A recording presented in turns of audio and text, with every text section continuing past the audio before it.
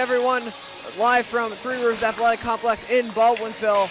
We have the Baldwinsville Bees taking on Watertown IHC at the halfway point of the season.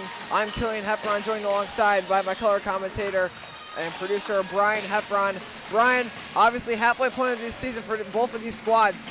What do you think the message is going to be going into the rest of the year for both of these teams, considering where they stand?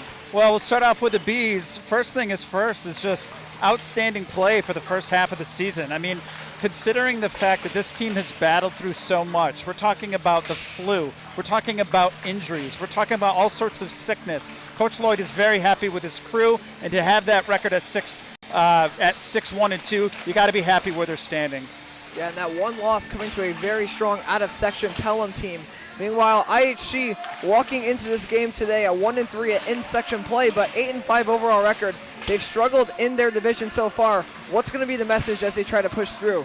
Well, I think it's going to be important that they play early on aggressive hockey. This Baldwinsville team, they can bury you really quickly. It's going to be important that this Watertown team comes out strong in the beginning, get some early shots, and test the goaltender. If they can't do that, it might be a long night for this team.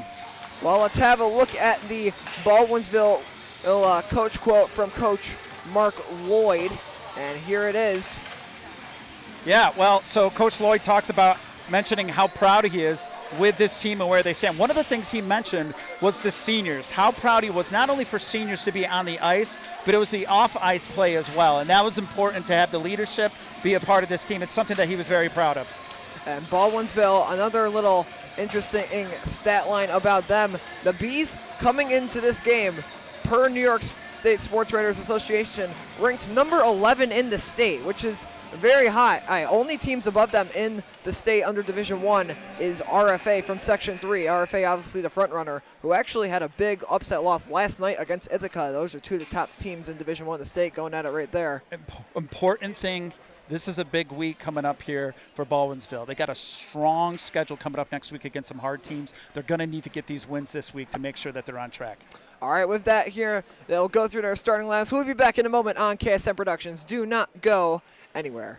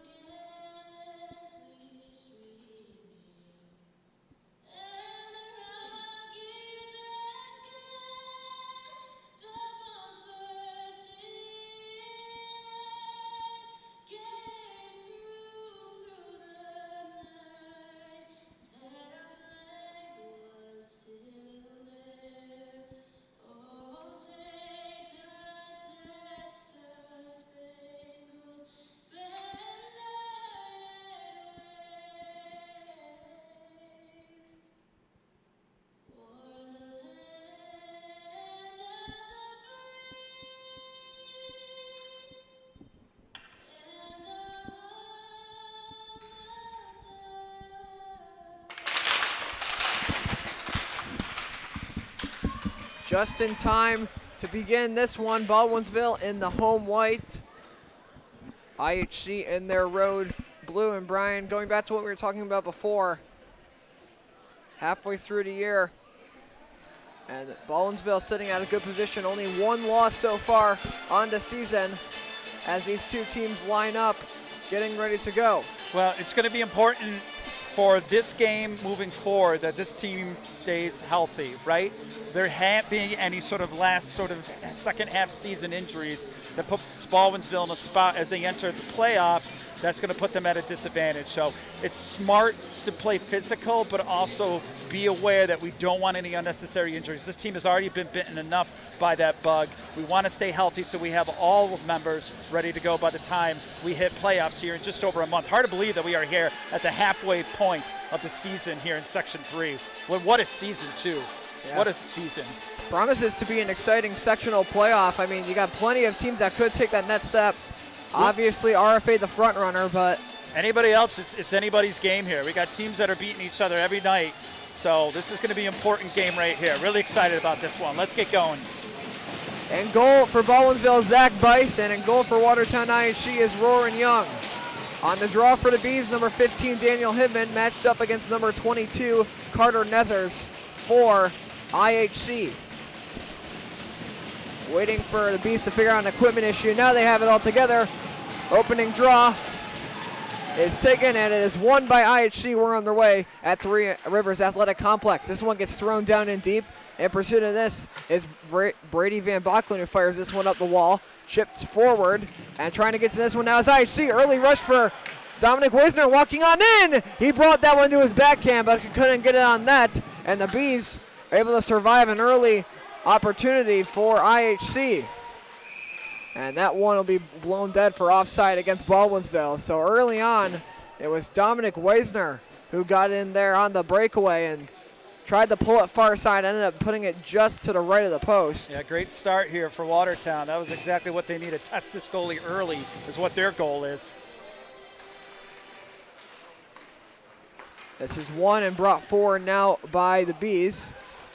Taken forward by IHC, tripped up the wall where they try to get ahead of this one. It's sent back around where it'll be fired up the ice by Isaac Kuhn, where it's picked off by Baldwinsville. Walking on in from the side, shooting one, they score!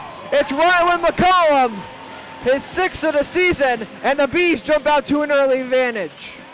What a great shot by McCollum there. Just excellent precision by that young man.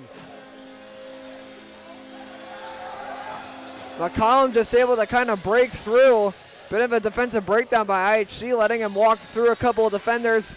Puts it top right. And on their first shot on goal of the day, he beats Roarin' Young to make it 1-0 Bees. First goal scored at 12, Rylan McCollum. Goal scored at 16:15 of the first period. Goal from McCollum, unassisted. As it's battled for around the half boards. Baldwinsville trying to get it forward. Played behind the net by Bennett Mattoon, who sends it around up to the point. It's knocked in by Will Frank, and the Bees come up the other direction. Into the neutral zone. They walk forward. Here's Keegan Crowley. Crowley walking through. Behind the net. Looks for an option. Doesn't have one. Elects to turn back and wait for reinforcements, where it's picked off by IHC. Solid check on the wall. McGrain trying to get to this for Baldwinsville. Picked off by Toland, whose pass is in turn intercepted again, and it goes the other way for IHC. Sent on forward, now into the offensive zone comes Hinman, fires one that deflects wide. On that now was Dom Dorito. Dorito centering pass for Hinman, couldn't get the shot off, and IHC walks out the other direction with it. Into the offensive zone, here's Juarez, shot goes wide, and from the side, the Bees pick it up. Brought forward, and here comes Baldwinsville trying to break out of their own end. Fired up, that one takes a deflection up to Daniel Hinman. Hinman turning, can't do anything with that one there. It's sent down to the zone. Bees nearly picked up too many players on the ice there off of the dump in. Yeah, that was close there. This gets fired back around down low where IHC tries to set up. On that one is Dylan Breen. Breen fires it up the wall where it's picked off by IHC. And the Bees will elect to reset from their own end. That one's fired high off the boards and down the ice, where in pursuit is Isaac Kuhn. Kuhn fires this one around the wall. Up to Brody Morgan. Morgan's play up. Did not go. Baldwinsville dumps it right back down in where it's played by Young. IHC looking to get this one out of the zone. Good hit there on the side. And now this is played by McGrain. McGrain looked in the middle, was intended for Max Spino, couldn't find that one. This gets dumped back down, and McGrain in pursuit of this for Baldwinsville. He couldn't pick that up. Battled for around the side. Good check there by one of the IHC players. That was number 22, Carter Nethers. Got it in the hit. Speaking of Nethers, he rushes in with an opportunity. The Bees get back. Pulled down his Nethers, and this will be played now by IHC on the side. Looking up to the point. Here's Will Frank. Chips one in. Same rebound. They score! It's Aiden Tripper, and the game is tied at 1. Well, the rebound was there. All he had to do was just be able to get a strong shot in, and he took advantage of that. Good play by this Watertown team coming in. That's Trimper able to get in there with the rebound off the initial shot. And that'll make this one 1-1. Early bits of scoring in this one. IHC last season ended for them in the sectional quarterfinal against the CNS North Stars, who ended up going to the semifinal and losing the RFA. Well, they're a small team, but they've got some great shooters on this team, right? So it's going to be something that they're going to have to. I do like the fact that Baldwinsville's come out playing physical. We're going to have to see if that continues, because it could be a long night if they don't keep up that physicality. That one's dumped down in pursuit is Hinman. Hinman picks up along the side, looking to jam at it, couldn't get that to go. Picked up a shot on goal there. This comes up around the other way, where Aiden Trimper makes the pass up to Alec Nitre. This one goes down the ice for an icing against IHC. Offensive zone face-off coming for Baldwinsville. Shots on goal 3-2 early on in favor of IHC. And as you can see on the scorebook, Baldwinsville, according to the New York State Sports Writer Association, ranked number 11 in the state for Division I. It'll be interesting to see with their remaining matchups this season where that ends up bringing them, if they're able to move up or end up moving down. Face-off taken in one by IHC in their own end, brought forward by Maverick Lloyd. Lloyd into the neutral zone, dumps it down in pursuit of this one now is Paxton Rose. Rose over to Lloyd. Lloyd centering pass, intercepted by Baldwinsville. Here's Owen Hawthorne, had to get out of the way of that one because Paxton Rose was coming in to play the body, and this is sent forward. And a good check there by IHC will stop that opportunity, and it gets dumped back down in. Zach Bice sends it around. Up the wall to Thomas Rolfe. Rolfe takes a check, and the Bees continue to try to force that out of the zone. That was Andrew Hawkinson who got to that one. Battled for now, they work it around their own end. Long pass up intended for Hawthorne was not completed, but deflected enough to negate the icing. Out comes IHC the other direction, and here comes Nathaniel Juarez. Juarez from the side, firing one. Shot goes high. Juarez in a battle for that, lands a check. It comes up to the point now where Brady Van Bocklin fires this one down in. Juarez again looks up to the point. Shot comes in, save made. Rebound was loose. Bice jumps on that one, and he holds. Well, anytime that Aiden Trimper is on the ice, all eyes have to go to him. This young man has 16 goals, 12 assists, 28 points already here at the halfway point of Section 3 hockey. He is a scorer, and you got to keep your eyes on him because he's quick, really nimble with his stick, and can score quick and often. No penalties yet in this one on either side. Baldwinsville might have gone away with one earlier when an opportunity for IHC was stopped on the back check. But nevertheless, this game's 1-1, maybe 2-1 here if the Bees can do something with this. Shot comes in, save made, held by Young, and a big collision on the wall. I believe that was Andrew Hawkinson who went in hard into the end boards, and he's down. Yeah, that was a tough collision there with that net. He was going full speed by the time that he hit that board. Shaken up, and excuse me, it was number 14, Dom Dorito, who ended up going into the wall there. Trainer comes out, but is backing up. Looks like Dorito's going to be able to make it back to the bench on his own power. Good for that young man. That's the last thing that we need for this Bees team. Already a team that's faced adversity in forms of injuries and illnesses this year. And Dorito is a force, right? He's a leader on this team. And that's what you want. You want leaders on the ice at all times, especially when they have some young players here who have been getting playing time as other players have been sick throughout this first half of the season. So one of the 4 captains on this Baldwinsville team. And all 4 of those captains have been major parts in why they've been so successful this year. Yeah, I mean, you look at the points, and they're all sort of spread out amongst this team. I mean, obviously you got a couple of players who are up there and some goals and stuff, but it's not one-sided by any means, which is great. That's what you want from a coach. You want everybody contributing. Aiden Trimper dumps this one in pursuit is Don Pertel. Pertel hands this one over to Rocco Weaver. Weaver brings it up the side, and here's McGrain breaking through. McGrain with speed, cuts to the middle, shoots one. Save made by Young, who holds. Nearly lost control of that one. And McGrain, they're able to use his speed to get by, but ultimately not able to put it into the back of the net. We talk about this before. Every single game when McGrain has that puck and he gets that open ice, watch out, right? Because he's picking up speed as he's moving down. He's using his sideboards. Great play by McGrain. Face-off 1, it comes up to Weaver at the point. He shot the flex into the ceiling. And we'll get a whistle. Face-off should stay in the IHC zone. Or Daniel Hinman on the draw. Matched up against Noah Thompson. Face-off 1 by Hinman out to the side, but IHC gets to that one and clears it down the ice. Over to Rocco Weaver. Weaver looks up ice. Continues to survey his options. Now sends a long stretch pass up intended for Hinman, and it just ends up deflecting out of play after IHC tried to flip that one back into their direction. 10:36 left to go in the first. A bit surprised, I guess. Are you a bit surprised over the ability of Watertown to be able to find some pockets and move down and get some of these shots? I thought the defense would shut them down early on. Might be something that they noticed on film when they were preparing for this game, because they've certainly been able to expose some of the weak spots here in the Bees defense. And it's middle of the ice type things. They're finding pockets, these little lanes in the middle of the ice to be able to get down and move that puck. That's played along the side by Paxton Rose. Chipped along over where Dylan Breen takes possession, fires this one up the ice. That pass was intended for Spino, was off the mark. Spino now in pursuit of this one, tries to lay ahead, and dodging out of the way of that one was Aaron Hagelin. And now this one gets sent down the ice, up to Nathaniel Juarez, makes a move, still with it, he scores! Nathaniel Juarez and IHC with a big goal to make it 2-1.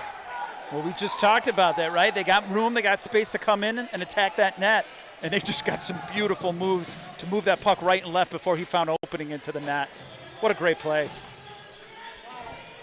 One of my former coaches, Derek Crowley, would always talk about punching your opponent in the mouth at the beginning of the game. Yep.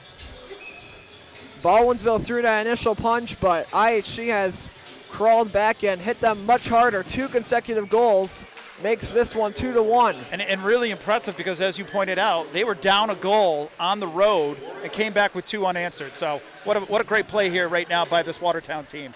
Mattoon sends it on in. It's intercepted at the point by Hinman. Looking to tie this one up. Knocked down number 16, Dominic Weisner, but Weisner able to get up.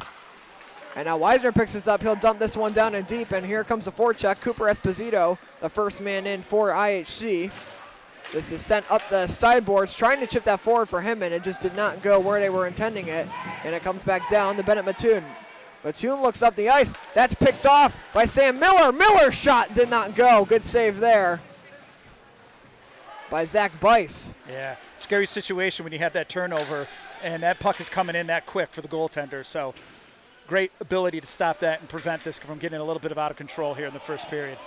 And now in pursuit of this one now is IHC, as the pass there took a deflection off of a B, allowing them to try to get in on the forecheck. This is brought forward. Pass from Spino is not going to go where he intended. Gets dumped back down in. Here's Bennett Mattoon, fires it up. Trying to glove that one out of the air was Killian McClendon, and we will get a whistle.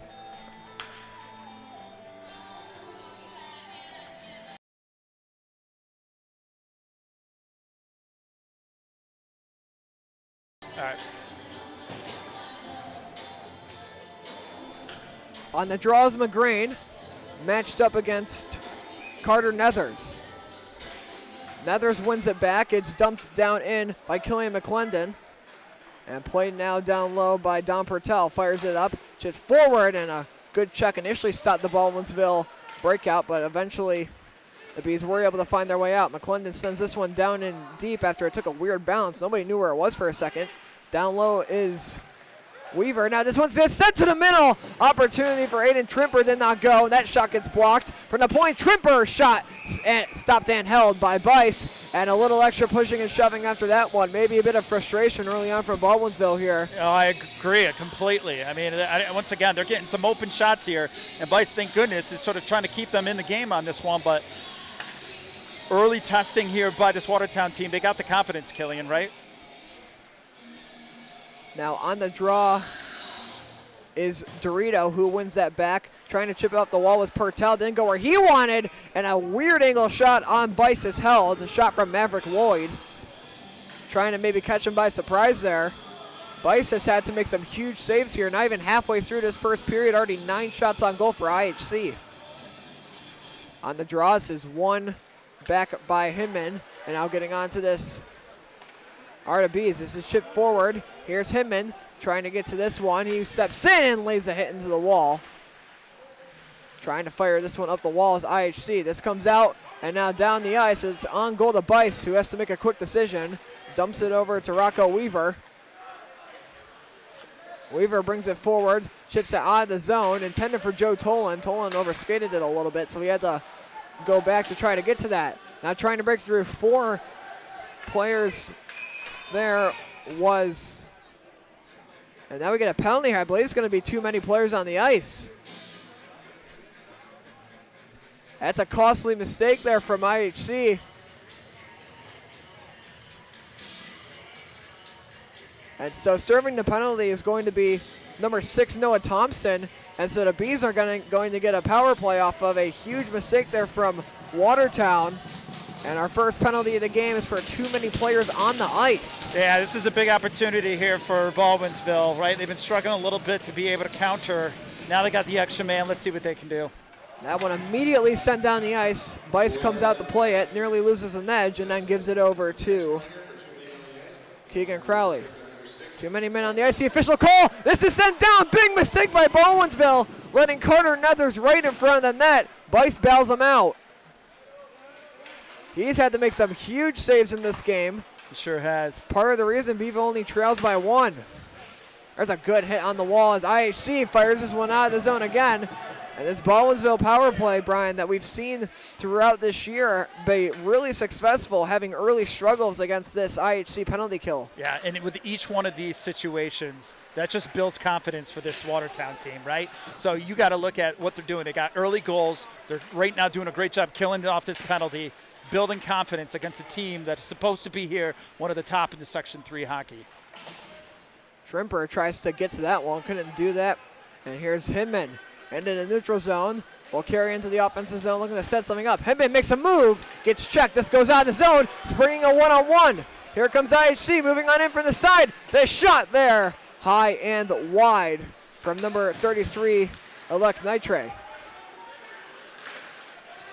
Nitre tries to pick this one up on the wall. It's cleared out of the zone by Brady Van Brocklin. And a long shot in, save made. It was dropped by Young, but Baldwinsville couldn't get to it.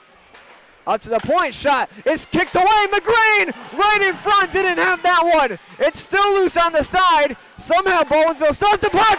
They score. Daniel Hinman off of a big scramble sequence finally takes it home. And this game is tied at 2.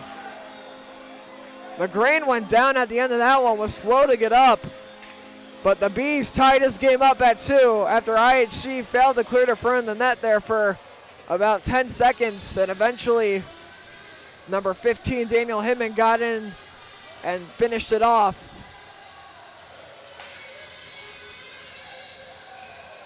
And that makes it 2-2. And so now, Baldwinsville with some renewed life. Well, that was an important goal, Killian. That's something that the Bees needed here. We talked about the importance of being able to counter in that situation. The shot, they score right back! It's Maverick Lloyd, and IHC takes the lead right back. Wow, what a sequence here at Three Rivers Ice Complex. Just back and forth hockey between these two teams that are just playing some great offensive movement happening here. And now Baldwinsville thought they had the momentum right back, and IHC will take the lead again. No leads larger than 1 goal in this game, but plenty of scoring. Wow, I don't think we've had this amount of scoring yet in the games that we've covered here for the Bees at this point. 5 goals here, still with 5 minutes and 30 seconds left. This is sent up the ice where it's picked up by Max Spino. Spino fights off a check to get in the zone. It's sent around the wall by Killian McClendon and fired forward looking for Paxton Rose, who couldn't control that one. 5:11 left to go, 3-2 IHC. Making a move, and now they have an opportunity to spring this one up the ice, but they couldn't find the open man, and IHC looks to make them pay. Paxton Rose's chip attempt there went right into a Baldwinsville player. As moving on in from the side, save made in front of the net by Roarin Young off the shot from Riley McCollum, already with a goal on the day. McCollum, what a great move that was to get around the defensive player. Shot comes in, deflects wide, and this gets sent down the ice. No icing, and the Bees will take control back in their own end. Crowley looks up the ice, found McCollum. That pass is picked up by Toland. Sent forward, here is Hinman. Hinman to Toland, mishandled it. Baldwinsville able to hold it into the zone. Toland dumps it down in deep where IHC looks to send it right back out, and all the way down. That one is going to go icing against IHC. That one was sent down by number 16, Dominic Weisner. Well, we talked about a little bit of that thing about saying how this team needed it for Watertown side, and about they needed the confidence to be building in these situations. How about that? You give up a goal in a power play and you immediately respond with some great moves. I think the coach for Watertown has to be pretty confident. Face-off taken and one. Played around on the side. And it's sent forward by IHC. Played back in their own end by Weaver. Looking to get it out of the zone. Barely avoids a check there. And Weaver now works his way into the offensive zone. Makes a move from the side and blows a tire in the corner. Before the IHC defender also blew a tire in the corner. The Ice Monster claims a couple victims down in that corner near the Zamboni doors. That's battled for along the side. Picked up now by IHC, working to work their way out of the zone, and it's sent forward, and here comes Watertown into the offensive zone, backhanded off the side of the net wide. Baldwinsville picking up the physicality here, trying to land some checks, and that one is sent up the wall right to number 16, Dominic Weisner. Up to the point, here's Aaron Hagelin, sends it back down low. Good job stopping that puck before it went out of the zone. Up to the point, Isaac Kuhn surveys his options. Looks on over to Sam Miller. Miller sent that one in. And Bice takes a swing at it, kind of whiffed on it. And it comes back up to the point for Kuhn. Sends it down low. Shooting one. That got blocked on the way in by Andrew Hawkinson off the shot from Tanner Bergenstock. Even though all that traffic with Baldwinsville in the front, they're still finding some openings there. Watertown's still finding some openings to get that puck across. Bees got to be careful they don't pick up a hold here, and they were able to get look at that effort. Get away from that. And then look at that effort. Good what effort a gray. Good effort to finish that one there by the Bees. That was number 26, Keegan Crowley. Held with him all the way to the point and then kicked it out of the zone under pressure from two separate IHC players. This comes out of the zone where it's taken by Mason Stutton. Fires it down on in, it's kicked away. Fired up the wall. That'll be blocked and now brought forward, and here comes IHC. Moving on into the offensive zone. From the side, shooting one. Deflects wide off the attempt from Elic Nitre. Yeah, good moves by the defense there of Baldwinsville to stop that play from going any further. Battled for along the side, 1:54 left to go in the first period. Long drive there from Brady Van Brocklin goes wide. Now looking for more as IHC backhand attempt goes wide. Now at the point. And a shot comes in, save made there. Big rebound came out off the shot from Brady and Brocklin. They couldn't get it to go. And a battle for it is Trimper. It comes up to the point, picked up now by Baldwinsville. They got to take a couple checks to get this one out of the zone, and IHC just going to send this one right back down in. Yeah, they're just overwhelming them right now here. It's just one sort of play, one offensive movement after another. Finally, they get the break where they can make the change, but that was a tired line right there. They had a lot of time on the ice. This is brought forward. IHC trying to get on this one. They're able to bring this one into the neutral zone. Sent forward, and here comes Maverick Lloyd. Lloyd shooting one, missed it wide. Lloyd already with one of the goals on the day for IHC. 1 minute left, and a big hit attempt from Isaac Kuhn was rejected by Daniel Himman, who saw that one coming. This is brought forward by IHC down to their own zone, where we're going to get a penalty here, and it's going to be against, I believe, Baldwinsville. And let's see what box door opens. It's going to be the Beeville box, so IHC gets their first power play on the day. It is Bennett Matu, number 3, going to the box. And now IHC gets their first attempt on the power play of this game. Well, this is going to be an important, I think, thing for the coaches looking at for this Watertown team. It's important that they're able to sort of cash in before they head in to the locker room on this going into the second period. It'll carry over to the second period unless IHC puts in a goal. 1:48 on the penalty, 30 seconds left in the period. Brought forward into the offensive zone now by Trimper from the side, looking to set the play up. Here's Lloyd, sends it down low, and jumping onto this one now is Dominic Weisner. Weisner, 18 seconds left. They got to be careful they don't run out the clock by accident. Looks up to the point. And making a move there was Carter Nethers, who gets knocked down in the process. Battling for it. It's taken by Trimper. He's got to get a shot off. Trimper from the side shoots one, deflects wide by Bice. Well, maybe time for one more shot. There will not be. And that is the end of the first period of play. IHC leading 3-2 over Baldwinsville.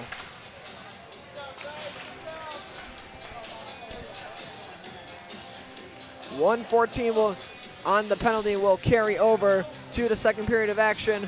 Brian, what was your takeaway from how that period went? Well, I think one of the things we talked about was that if Watertown wanted to be able to have a shot against this Bees team, they had to score early and they had to stay with it. And one of the things that we saw was that even though they were down a goal, they came back and scored 2 unanswered goals. That gave them the confidence to be able to compete with this Bees team.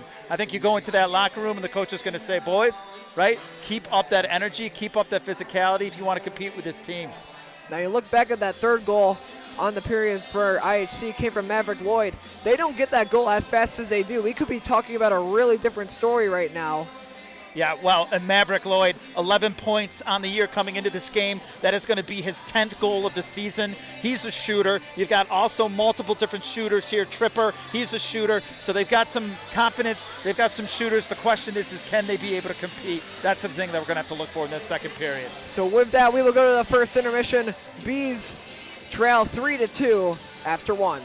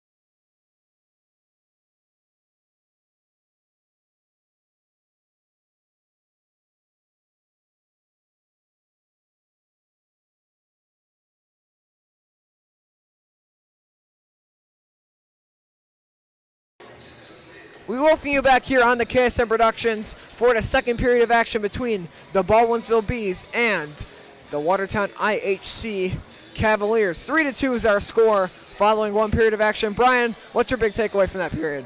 Well, I mean, I think the big thing that we're taking away is that both teams are playing physical, but Watertown did not back down. I think we really thought that that would be something might happen where the Baldwinsville gets an early jump on this game. It's going to be really important that we see that same speed that Watertown was showing if they want to continue. Keep the same speed, keep the attack going, the aggressive attacks that are happening.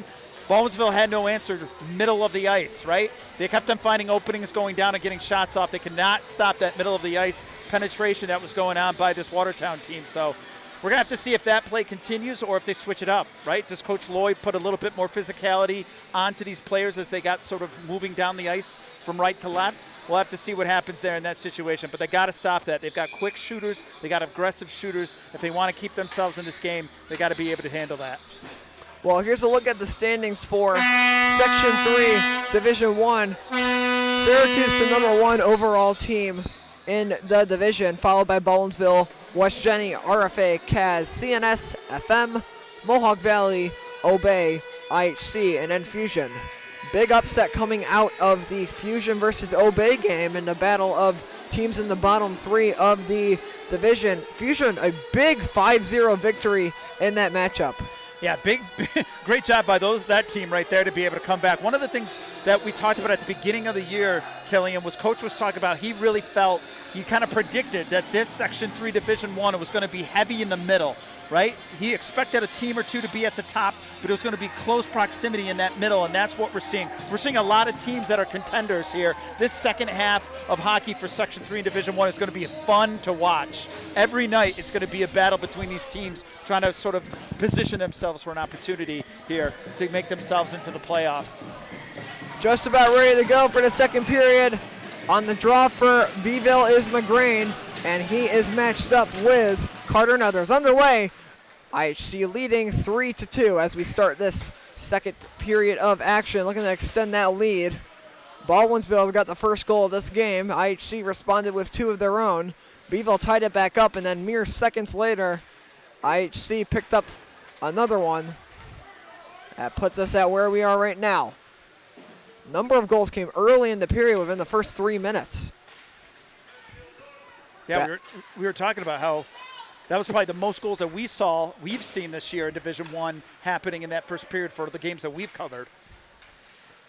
Played around the side, now up to the point.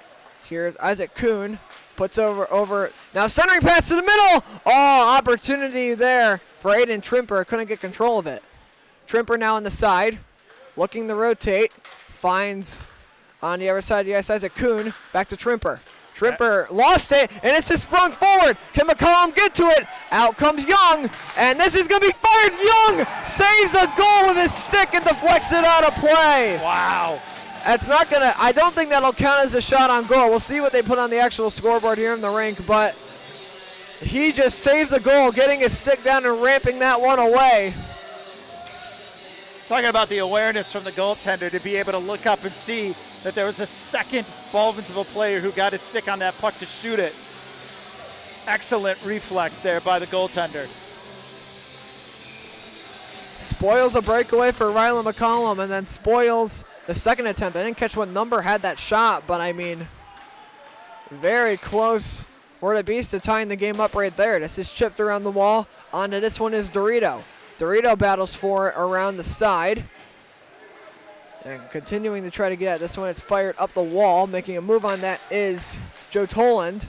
And it's played up, fired down the ice. Beeville nearly knocked that one out of the air, but it will make its way on goal to Bice, who has to get rid of it relatively quickly as Sam Miller was bearing down on him. Speaking of Sam Miller, he has the puck before having it taken away. Poked out to the other side. Bergenstock up to the point. Shot comes in from Will Frank. Deflects wide. The Bees clear down the ice. Not on goal, just to the left. And so that'll be a nice thing against IHC. Faced off down into the Watertown zone. Well, good job by the Bees to be able to kill off that penalty in that opening of the second here. One of the things, the way that they did that was by being able to clear the traffic out in front of their goalie, Bice. They had two defenders that were just constantly pushing, creating space between him and what was happening in front of him at the time. And that's an important thing. Important way to kill off a penalty is by having physicality to knock those offensive players out of the way. Here's McGrain, lost it in his skates and was unable to kick it forward. This will spring a rush for IHC. Moving on in is Kuhn from the side. Kuhn put it to the middle, nobody was there. Kuhn continuing to battle for it, sent down over to Maverick Lloyd. Shot got blocked on the way in. Lloyd now puts it up to the point for Aaron Hagelin, but he couldn't get a shot off there. Fired up, Lloyd dumps it down in. Lloyd, one of the biggest impact players for IHC on the year. 10 goals on the season, his 10th coming tonight. This is dumped down in by Spino, and he able to get out of the way of the check attempt from Nathaniel Juarez, who got sent to the wall. Long shot comes in and wide. Baldwinsville searching to tie this one up. Spino tries for a check, gets hit in the process. Trying to get this one is McGrain, who kind of just fanned on the clearing attempt. Doesn't look like his stick broke. So look, he's eligible to stay on the ice. Shot comes in, gets blocked. Trying to flip that out. It's picked up by Spino. Spino controls it from the side. It's taken away now by IHC. And Watertown continuing the push on this puck and not allow Beeville to have much time without being pressured. Toland's got to be careful he doesn't pick up a hook. And it's sent up and down the ice for an icing against Watertown. And now we're going to get a penalty, I believe, here. And yeah, I don't know if they did call the one on. It looks like they did. It's going to be on Hinman, and it's going to be for head contact. This might be, he's indicating a minor. So it's going to be a power play. We'll see what the call is. They were indicating head contact, so might have gone up and caught somebody with a stick. And so I didn't catch where the penalty was, but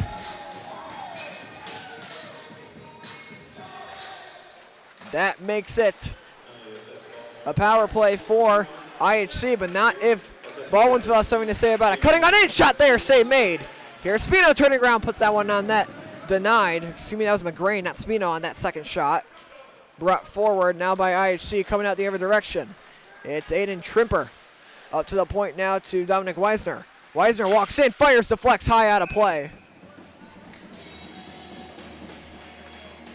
We were talking about, you mentioned Max Spino here a minute ago. I just wanted to point out to you, he's had some really great play in the last couple of weeks, scoring, I believe, his first 2 goals for his season here within the last 2 weeks of this play. That's something that Coach Lloyd talked about, right? Who's stepping up from some of these younger players that don't see as much ice time, and having that help the Bees out this year. That comes out of the zone where the captain, Aiden Trimper, plays it. Trimper walks into the offensive zone, looking to set something up, and that just gets poked right out of the zone. The linesman nearly gone the way of that and held it in for IHC, but now getting on this one is the shot on net there. That was number 14, Dom Dorito. Lost my train of thought there for a second. Yeah, Dorito, just an aggressive play there to be able to continue after that puck and to get us a couple of close shots. That's sent on over. Here's Isaac Kuhn, sent that one to the net. Looking for the play there was Dominic Weisner. Couldn't deflect that one home. Kuhn down to Weisner. Weisner looking, makes a move around the side of net, somehow stays with it. And now leaves it up to the point where Trimper fires it down low. And onto this one is Dominic Weisner. Weisner, one of the biggest point producers for IHC as well. A lot of big point scorers on for IHC in this power play, which now has under 30 seconds left to go. Brought forward into the offensive zone by Trimper. Trimper from the side makes a move, sends it to the middle. It's Lloyd wide open, and he could not find the back of the net. Bice took all the room away, and that's held. Yeah, it's something that a goalie never wants to see, is to be able to see that opponent with just clear opening between you and the net to take that shot. They're just movement by Watertown to be able to keep their skates moving and finding openings, and that's what led to that opening for Watertown to be able to have a clear proximity between him and the net. And Brian, that was another example of IHC getting players wide open in front of the net. That's a big reason they were able to get those 3 goals. Here's a good move. A diving defensive play by McGrain disrupts that one enough for help to come for Baldwinsville. which came in the form of Keegan Crowley. Speaking of Crowley, he's got the puck now, looking up the ice, has Hinman out of the box. Bang pass into the offensive zone. Hinman on this one, has a man in front, it was blocked. And now getting on this one is Rylan McCollum, big collision there. They tried to hold this one in. Here comes IHC dumping it down in. They'll get a couple of changes. And a weak forecheck from IHC off of the line. Chances nearly got burned by McCollum, and we get a whistle. It's going to be for a hand pass, I believe, here against IHC. So face-off. Officials are going to get together here, talk about where it's going to be. So all the way down to the defensive zone for the Cavaliers. They lead this one 3-2, 11-13 left to go. Not nearly the amount of offensive chances that we saw in the first period for both sides, but still an entertaining period. Breen shot there is gloved down by Young. And we get a whistle as it looks like a couple helmets got stuck together. It was Noah Thompson and Dom Doritos helmets that got trapped together a little bit there. And the officials blew that one dead, so they didn't, I guess, hurt each other trying to get him unstuck. Up to the point now, this one is sent down in deep. Here's Joe Toland coming on the side. Good check there made by Dorito. Lloyd sends this one up. Trying to knock that one down was Baldwinsville. Here comes Crowley. Had that one poked away by Lloyd, or else he would have been gone for a dangerous 3-on-1. Yeah, Crowley found an opening there. If it wasn't for that poke, he might have had a clear opening all the way to the net. Good defensive heads-up play there by Lloyd to just hit that one away from him. Meanwhile, Crowley had that puck. That pass just goes awry. It goes down the ice. And now Toland will have to reset. Toland takes the hit and makes his opponent take the brunt of that one, able to set up for it properly. This is played along the side, sent to the middle. Lloyd, centering pass is received. It's loose out in front. Trying to get a penalty upcoming to Beeville. It'll be for a cross check. And IHC back to the power play, their second of this period. This one probably, per my guess, will be cross-checking based on what happened. And here's a signal from the official. 2 minutes for cross-checking is a sentence to Keegan Crowley. And now IHC looking for a big goal to make this one a 2-goal game. On the draw will be Elect Nitre matched up against Alessio McGrain. Nitre on the draw. It's won by McGrain for Baldwinsville. Wins it back into the corner, and the Bees clear this one out of the zone. Now brought forward by IHC. They look to spring this into a rush, but not before McCollum got there to break that one up, and McGrain slides in to send that one back into the IHC zone where they will have to reset. Yeah, good physical play by McCollum to be able to stop that puck from going any further. Sent forward. Now it's picked up by Pertel looking up the ice. That's gloved down by IHC, but not enough. And kind of over skating that one was Rylan McCollum, who battles for this along the wall. This is picked up now, brought to the middle by Weaver, backhanded wide. Weaver sends it up, and here comes IHC. Big collision. It springs forward, a chance for IHC, brought down. And we get an offsides. None of the IHC bench there asking for a call. A couple of the parents and fans here on the IHC side were, but alas, nothing there. And now the coaches will ask for a brief explanation.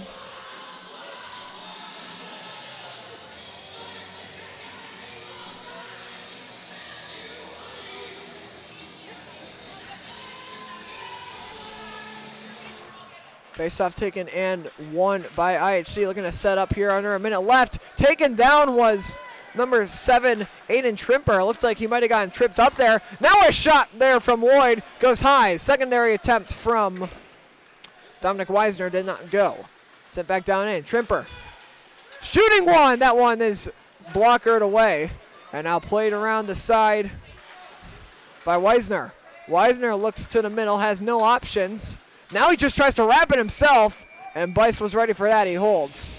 Yeah, good tracking by Bryce there as he was trying to find some room. Watertown being able to move around the net, even from the backside, and Bryce was just able to check that. the entire time, so he couldn't find any spaces in the net. It's a good play by the goaltender here. 31 seconds on the penalty. And 8:40 in the period. It's chipped up the wall and played at the point now by not Weisner, by number 7, Aiden Trimper. Weisner was in about for that one down Lloyd. Lloyd steps in and makes a hit, and a Beeville player got taken now, and now I would not be surprised here if we get a penalty against Baldwinsville for that. Bit of a late cross check there, and yep, he's going to get one, so it'll be a 5-on-3 off the penalty from Rocco Weaver. Looked like he was trying to defend his teammate who he thought got tripped up, but alas, he will be sent to the box, and it's a 5-on-3 for all of 15 seconds.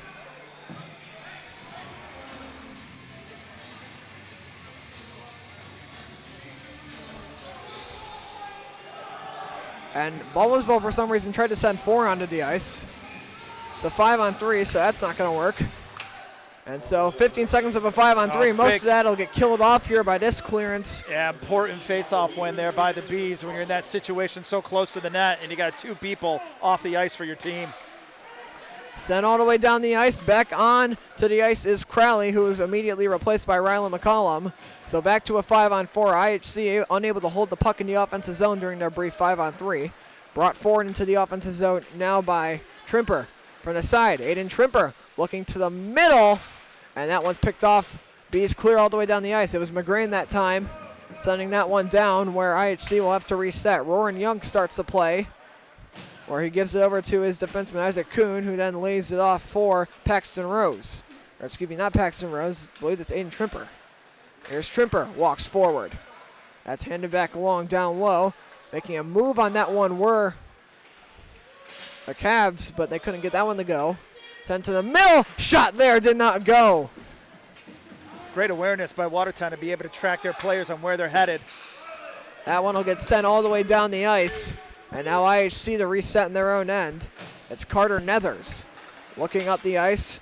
Found Sam Miller. Miller stops, gets hit, and that'll force them back. Great penalty kill so far by Beeville. Yeah, well, it's a situation that you never want to see yourself in, but they've had a lot of opportunities to kill penalties today, and so far they've been doing well to do that. I'm sure the coach, though, is not going to be happy with the fact that they had so much practice on that. No penalties is what he's hoping for here. There's a good reverse hit down low by Breen, who now clears this one down the ice, and that will kill off even more time. 10 seconds left on the power play for IHC, which was a lengthy one. They had 3 minutes and 45 seconds total of man advantage time here in this sequence, but they won't be able to do anything with it as they'll now get called for an icing. And that is the end of the power play. Well, Coach Lloyd talked about the importance of the special teams on this Baldwinsville Bees team. He mentioned how that comes down to also, once again, senior leadership and having the confidence. It's the same line that's been there since the beginning of the season, and that line hasn't had any changes to it. No injuries, no illness. So a lot of time for those guys to gel together. And this comes forward now, chipped out of the zone. IHC looking to spring a breakaway for Nathaniel Juarez, who couldn't get to it. Juarez engaged in a battle for it, pushed up against the wall there. Bit of a dangerous play. If he had not been bracing for the contact the whole way, that could have been dangerous. And here's Toland. Now in the offensive zone for Baldwinsville. He blows a tire. Ice Monster claims another victim. It comes out the other way. And here comes IHC moving on through. That one was put on net by Weisner and sticked aside there by Zach Bice.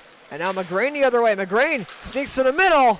And enough IHC players there to stop that one. Well, we're seeing this happen where Watertown is just disrupting that play. You saw it right there with McGrain coming down, right? He's trying to find opportunity, trying to find open ice, but the defenders are just keeping their sticks out, using physicality to stop anything from going through. And this comes forward. Oh, IHC nearly able to spring a breakaway there. Just couldn't get to that one. Here's Crowley shooting one, save made by Young. Crowley still battling for this one, and he has the puck right back. Crowley looking for options, fires that one wide. And now good move there by Weaver. Put that one wide. Spino nearly tripped up, and he will battle for this one on the wall. Up to the point, Crowley shooting one, and that one is on net and held by Young. 4:54 in the second. Shots 19-17 in favor of IHC. Still 3-2. Baldwinsville looking to tie this one up before the second period expires. They've had to kill quite a bit of penalties so far. Yeah, and sometimes that ends up translating into sort of, you get excited after doing something like that. Right now, it just seems like Baldwinsville's just trying to hang on here. Still trying to find some opportunity. Oh, they score! Wow, just like that. It's Don Pertel from the point. I don't know if Young ever saw it. I don't think so. A lot of traffic in front of that goaltender. Wasn't exactly the hardest shot, so it might have also fooled him with the speed. A bit of an off-speed pitch thrown there on to Young, and he's just not able to track that one on the way in. Going top left is Don Pertel to tie game. Yeah, important goal by the Bees there, especially with time sort of getting slowly kind of counting down here to the end of the second period. They needed that tie. It was an important one. Baldwin Bees' third goal scored at 4:47 of the second period was scored by number 2, Don Pertel. Assist to number 7. Pertel with a goal, and he assists to Thomas Rolfe. Baldwinsville ties this one up after quite a bit of trying, and now they look for more. Moving on in there was Owen Hawthorne. Tries to prepare for the hit, nearly trips himself up over the IHC player's leg, and this gets sent forward. Oh, IHC would have had a 2-on-0 if it weren't for Rocco Weaver getting to that one. Yeah, good move by that. Good awareness once again. And now this is poked away. Here comes IHC. Sent forward, and a good hit there that knocks the penalty box door open. Hit there on Maverick Lloyd was what knocked that box door open. This pass is not going to be completed, icing against Beeville.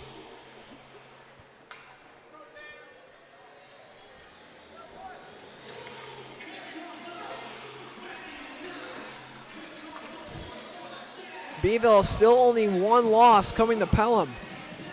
Well, this is where Baldwinsville does get a little dangerous. We always see these situations where they're able to score sort of in pairs, just one after another, especially with this team this year. Watertown's going to have to be able to shut them down. They don't want to go down a goal here as they go into the third period. Tie game, but the tides are turning back towards Baldwinsville after IHC had the game seemingly in control for a while. 5 minutes and 45 seconds of power play time in this second period, unable to capitalize on any of it. And now they'll try to bring this forward. Carrying it forward is Brody Morgan. Morgan into the offensive zone. From the side, leaves a drop pass and gets hit in the process. Yeah, great defensive play there by Baldwinsville. Yeah, Morgan took a big hit there trying to get that one through. Trying to swipe that out of the air was McGrain. Couldn't get to it. This is sent forward. Back the other way, Breen. Looking up the ice, making a good move. There's McCollum. McCollum tries to break through. He's brought down. Here's McGrain, and enough IHC players able to get to him. And now that one fired all the way down the ice for, will it make it? Yes, barely icing. So 2:45 left. This game. Well, I mean, we can expect, there's no indication that this game's going to go heavy on one way or the other for either team. I think this is going to be a close game all the way to the end. So this is an important 2 minutes and 45 seconds to see if one can kind of get ahead of the other as they go in for the break. But what a great game that we have today. That one deflects out of play off the shot from Rocco Weaver.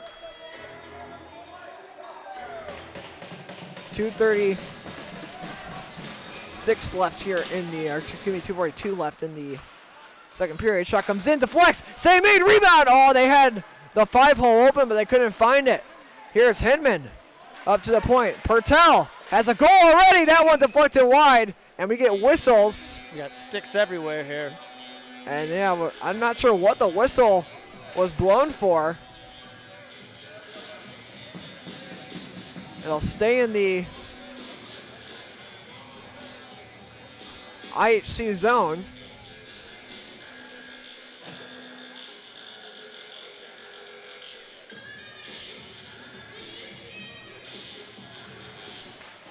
Face-off taken, one shot deflects wide. Baldwinsville looking for the lead here before this second period is out. They got 2:21 left to do it. IHC trying to make a statement the other direction. Right along the wall. Trying to turn out of that one was Dorito, but he couldn't get anywhere. Now up the ice. Noah Thompson takes a big hit. And that was Don Pertel laying the body on that one. And he was able to get a fine. Comes off to the bench. Definitely laboring a bit. Yeah, it was a strong hit. It looked like to be a clean hit, though. But, man, that was some power moving into power at that point. That was slightly too low from my vantage point just because of how the bleachers are aligned for me to see where the point of contact was. Oh, no, it's an own goal. IHC has tied the game. It's Carter Nethers. Beeville puts it into their own net off the foot of the defender, and all of a sudden, IHC's taking the lead right back. It hit number 27, Joe Tolan's foot, I believe. And I mean, that's the worst feeling as a skater. Speaking from personal experience. IHC jumps ahead, and in a game that was seemingly tilting towards Baldwinsville, they catch a huge break. And it says, my former coach Justin Price used to say, sometimes you just got to put the puck on the net. And that time they put it in front of the net, and it bounces on in. Oh, there was a lot of traffic. Oh, that's given away. Beeville could have tied it right there. The shot from Spino was blocked away by Young, who has made some statement saves tonight.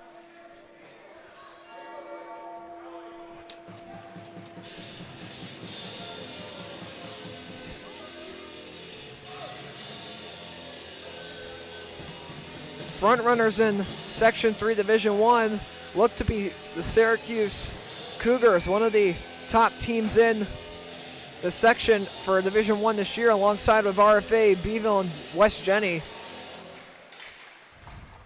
It'll be interesting to see how the seeding lines up in games like this against teams like IHC's. We're going to get a offsides, I believe. So again, offsides called. I was going to just say that with Watertown, once again, impressed with the way this team, we talked about how looking at the record, it was a little deceiving, right? In the sense of that it didn't look like they had played some of the higher level teams in Section 3, but coming out on the road and making a statement like this is pretty impressive so far, what we're seeing from 2 periods of this team. This one's dumped down in. Now, Baldwinsville, obviously, like we were saying earlier, it's games like this, though, against these teams like IHC that their record doesn't suggest that they'll be much of a threat, but they're a strong team that they have there. It's games like this that'll ultimately determine who hosts those semifinal games when we get to that point in the year. It's a long way to go, right? Off of the Watertown player there as he tried to clear it out. Yeah, it hit Sam Miller in front of the net there, who nearly was able to knock it in for a goal offside against Beeville. Under 30 seconds left in the second period of action. 22-21 shots on goal in favor of Beeville. However, they trail 4-3 off of a lucky break for IHC. Weisner versus McGreen on the draw. It's won by Weisner. Baldwinsville tries to break in. Long pass up. It's read and undercut there by Crowley, who has to wait for his teammates to tag up. Now it's dumped down in by number 12, Rylan McCollum. Comes up the other way. Here comes IHC. This is moved forward. Here's Nathaniel Juarez. And Juarez had to battle through a couple of checks there. This comes out, sent around where it'll be played by Brady Van Brocklin. Fired up, and that is the end of the second period. 4-3 IHC. Both teams with a goal in the second period. Well, sort of the tale of 2 halves of this period, Killian. Baldwinsville came out, I thought, really strong, was rocking up the shots sort of left and right. They were playing heavy defense. They were playing heavy sort of aggressive play. At one point in this game when they had went ahead, you looked at the shots and they were about 7 or 8 shots ahead of Watertown. But that changed in the second half. It changed when basically Baldwinsville kept them finding themselves in the penalty box, and they came back strong. And I have to say, it's got to be a frustrating thing for this Baldwinsville team. I thought they played a better period, but here they are with a deficit down 4-3 heading into a third period. We've seen leads get blown in the third period at this rink before this year. Just think back to when Baldwinsville was the team leading heading into the third period against FM. They were up 3-1 before blowing that lead to a strong Hornet squad who came back. That game ended up resulting in a tie. I mean, if you want to measure at how closely packed Section 3 is this year for Division 1, that same FM team got upset by Ontario Bay last week. So really, those games against the weaker teams in the section, they can play spoiler to seeding later on in the year. And those are the games, especially for FM, where you're going to look back and be like, we could be hosting this playoff game we're in right now had we just gotten it done against Baldwinsville or against Obey or against one of the teams they've lost to. So it's just, these games are just so important. They are important, and I will tell you that I don't think this is something where Baldwinsville, I think, is playing a decent game tonight. It's really Watertown that's really stepping up. It's Watertown. We haven't seen this team play before, so we don't know if this is a level of a play that they've had before, but I can't imagine. This has to be one of their best games that they played all season long. Really looking forward to this third period. So with that, we will head to the second intermission. Baldwinsville trails 4-3 here. We will be back in about 13 minutes. Do not go anywhere.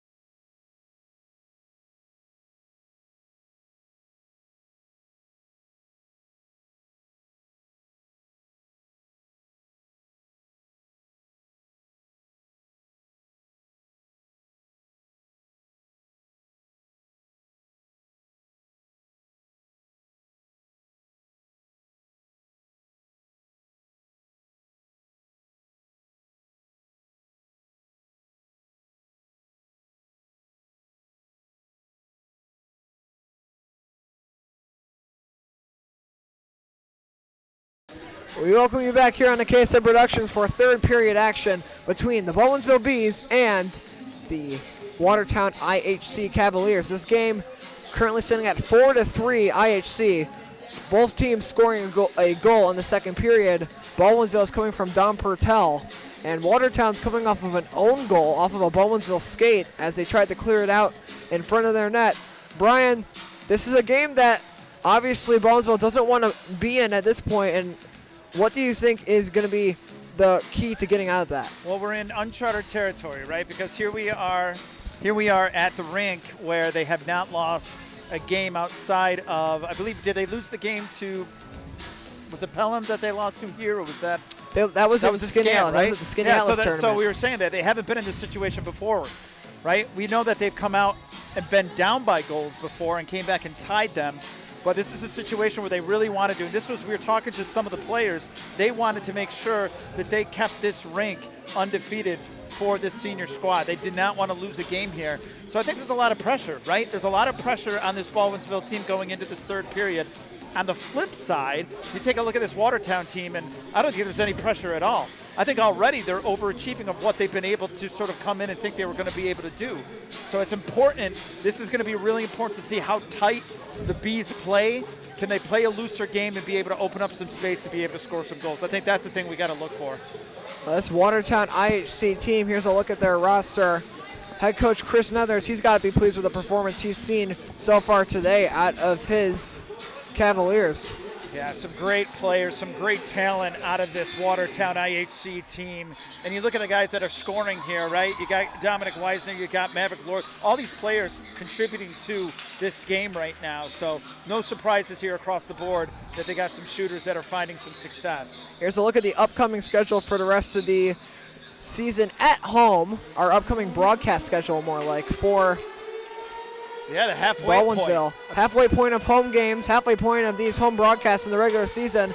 Next game is 6 days from now. They take on CNS. That is going to be a huge rivalry matchup. North Stars not looking very strong this year. They sit 3-2 in section and 6-7 overall.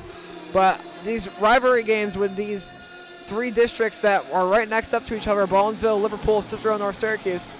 Cicero, North Syracuse, and Liverpool combined this year for the second consecutive year for their team. So that tri-section rivalry, you'll see it, or district rivalry, you'll see it all in one game.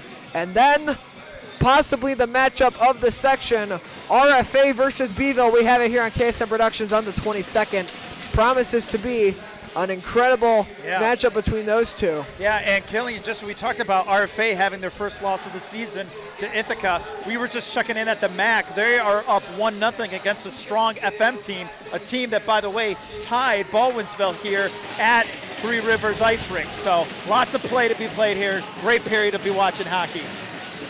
And in that FM game you were speaking about, Baldwinsville was up winning for most of that game until they just kind of collapsed in that third period, letting FM come back and tie that game, which ultimately ended in an overtime tie. We mentioned that earlier on the broadcast tonight. As this third period kicks off with IHC having to tag up. And IHC, they've played with a ton of speed tonight. And this one's intercepted. Moving on in from the side. Backhand, it's made. Rebound, they score! A big goal. It's Dominic Weisner off the rebound. The initial shot from Aiden Trimper.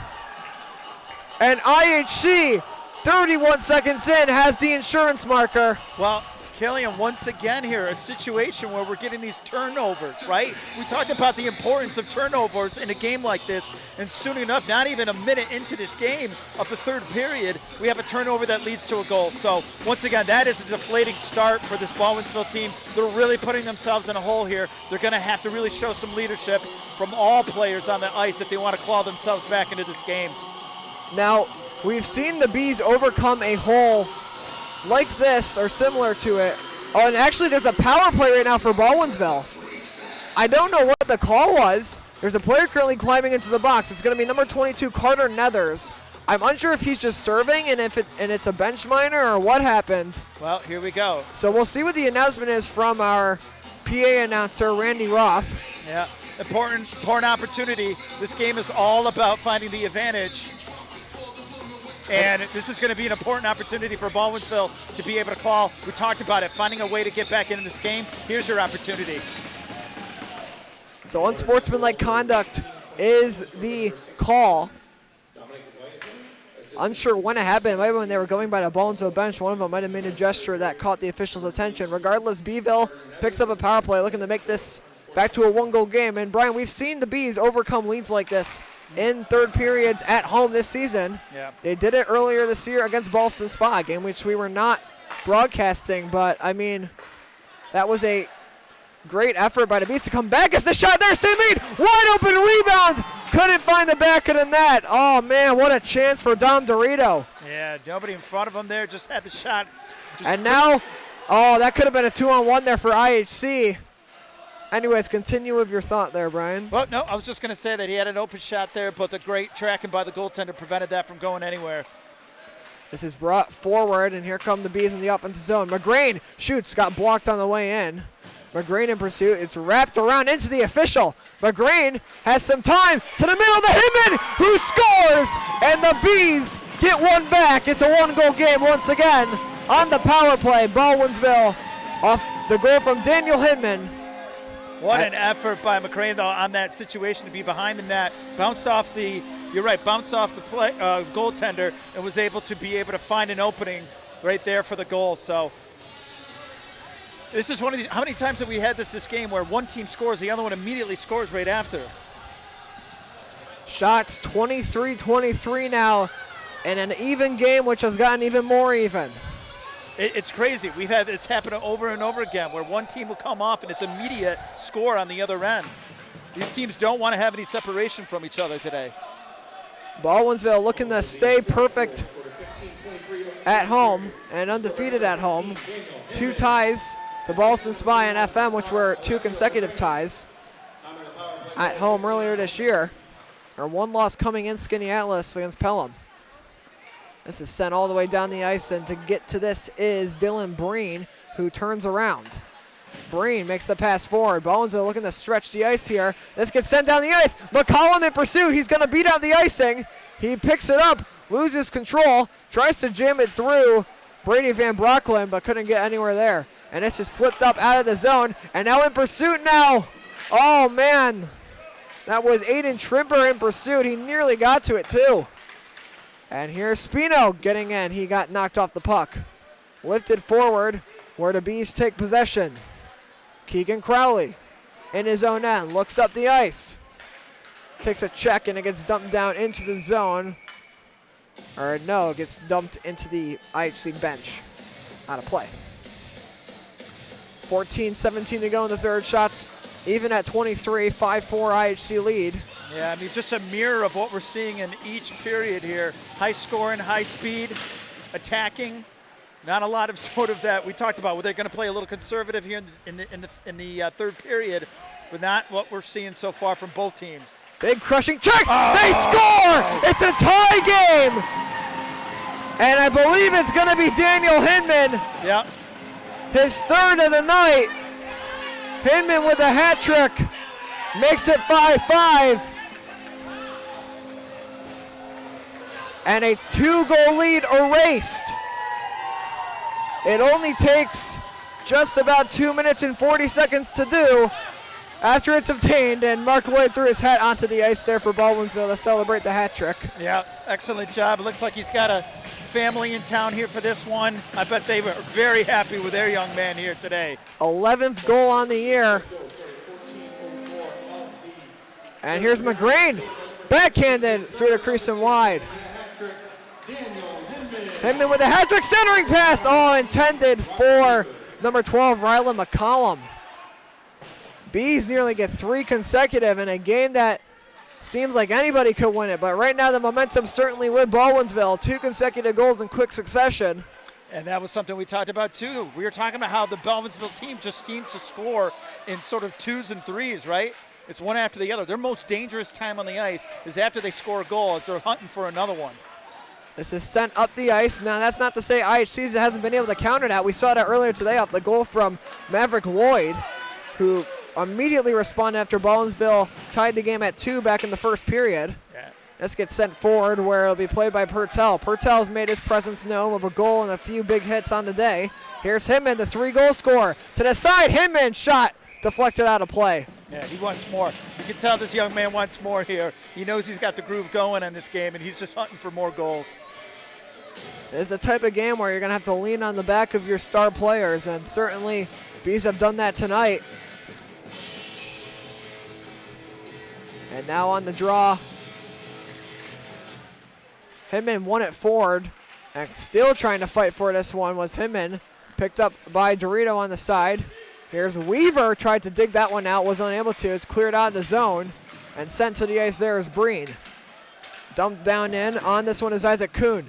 Kuhn from his own end lifts it up. That gets blocked. Good check there. Beeville nearly got to the front of the net with that one. Taken down on the play was Weaver, who did a bit of a barrel roll once he was down. Here's Weaver now on the side. Puts it to the front, and that gets buried. Penalty upcoming to IHC. And that's going to be against Isaac Kuhn, and now we get an unsportsmanlike conduct penalty on, I believe it's going to be on Rocco Weaver, so they're both going to go. I believe it'll be 5-on-5 coincidental.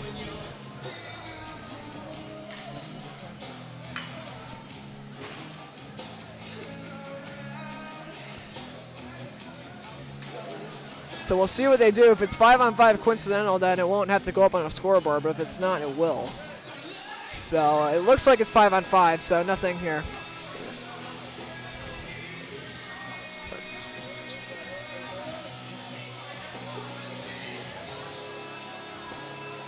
Now, 12:24 in the third.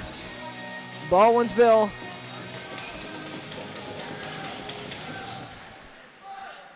and IHC in a game that has taken many, many turns. Yeah, we've seen a lot happen in this game, Gillian. What a treat. There's a big hit, and now looking like it looks like a bit of a dangerous hit there for a second as Tanner Birkenstock went down, and he was able to get back up, but yeah, he's going off injured. He's not feeling good after that hit there. Yeah, went in really awkwardly to the wall. Looks like he's holding his arm or his shoulder on that one, but he got right off the ice. And he'll get some medical attention on the bench. Meanwhile, the Bees bring this one forward. And Crowley comes in, lands a hit. And IHC bench looking for an interference call. They're not going to get one. And now knocked down on the play was McGrain. It comes out the other direction. Sent forward. That one is picked off by IHC. Moving forward is Frank. Dumps it on in. Initially mishandled by Breen. He's able to take possession. Afterwards, backhanded up, blocked. Shot comes in, deflects wide. Now here's IHC trying to battle for this one. It's knocked out of the zone. And McGrain sends it down the ice. Icing upcoming, but was going to be canceled until it crossed the goal line, resulting in the official blowing it dead.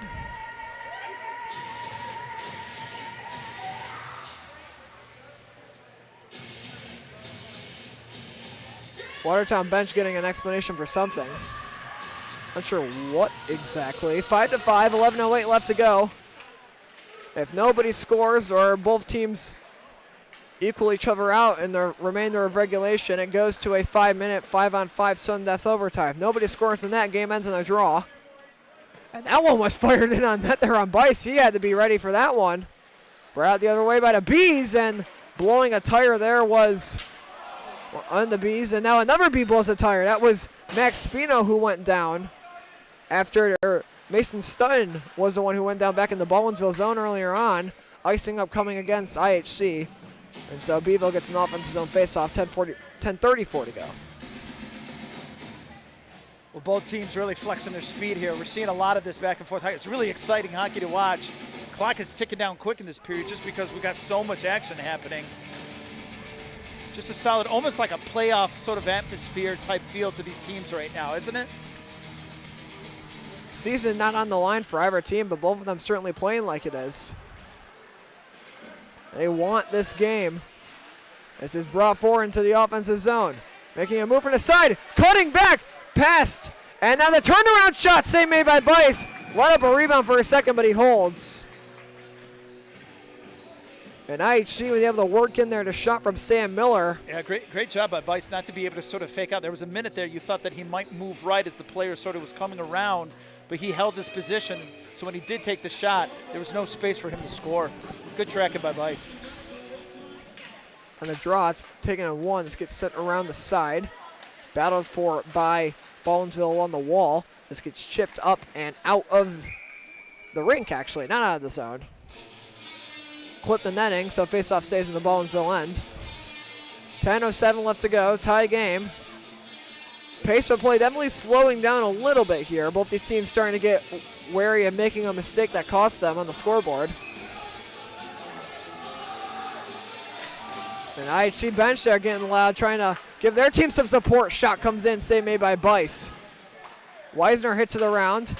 Played along the side now by Trimper. Trimper shot high and wide. Now up to the point. It's Brady Van Brocklin, sends it around down in. Crowley onto this one for Beeville. And he gets hit, and this comes out of the zone. Icing against the Bees. And IHC will make a line change here. 9:43 left to go.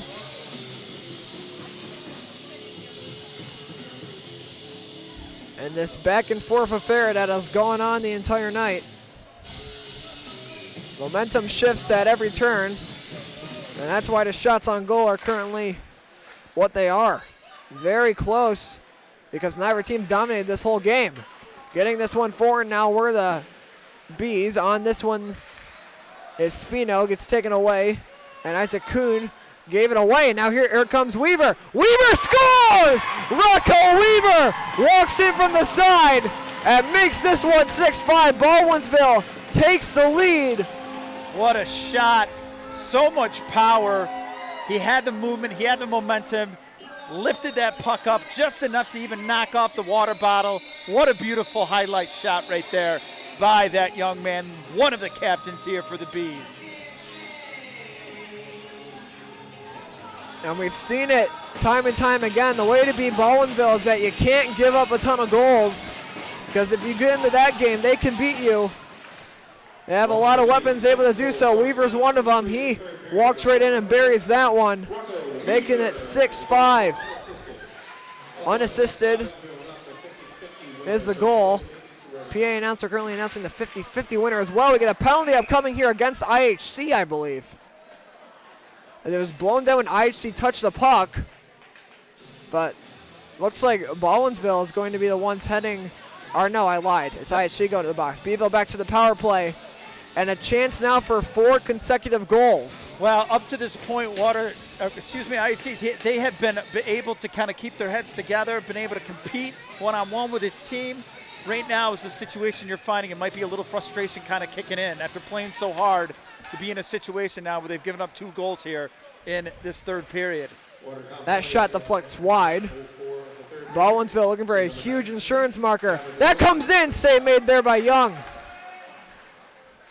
If the shaky period for IHC couldn't get any shakier. Yeah, this is an important moment, I think, for this team. Nearly everybody on the bench has got their head taken off there. That was something I'm sure the coaching staff is not going to let him forget when he comes back to the bench.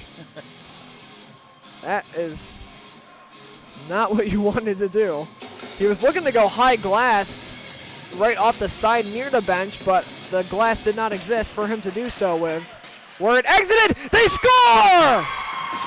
Dom Dorito, Baldwinsville, 4 consecutive goals in the third period. They lead 7-5.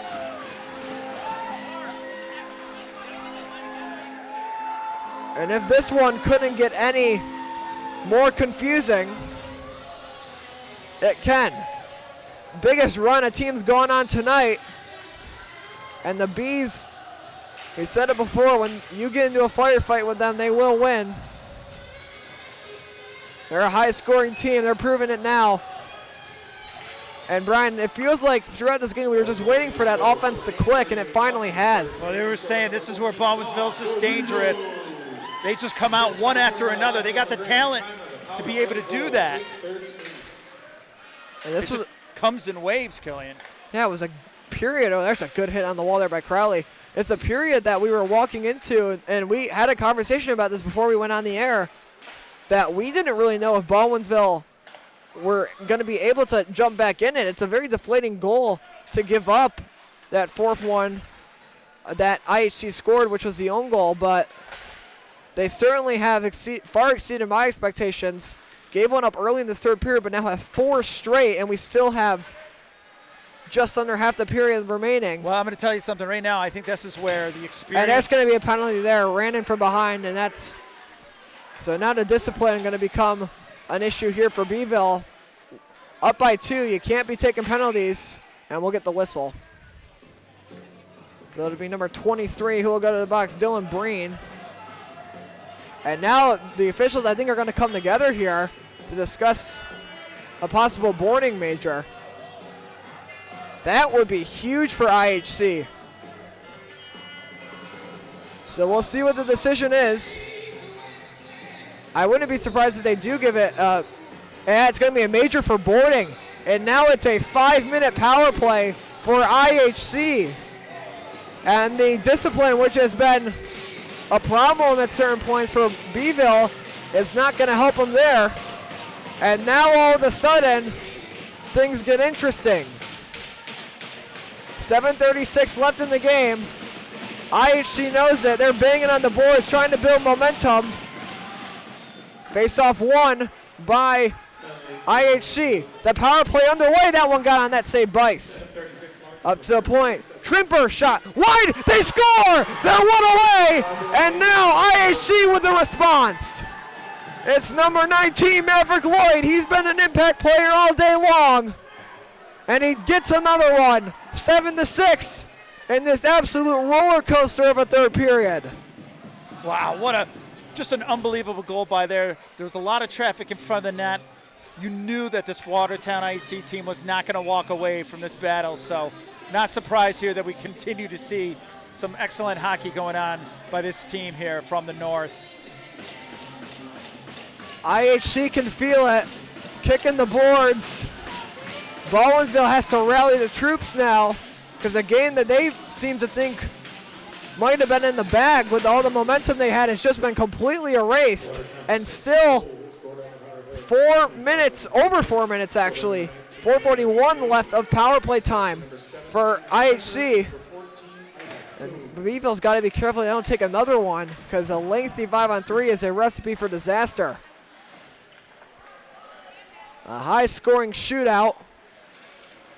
IHC looking to test and see if they can hang with Baldwinsville in these high-scoring games. That one nearly found its way by Bice. He had to get down to make a save off the unnatural deflection. Yeah, this is going to be an important time for Bice here to be able to step up and help out his team. I mean, your situation where they didn't put him in a great sort of environment here when you got the momentum now shifting and they're down a man, but this is where that goalie steps up, really proves that leadership that we see from the senior.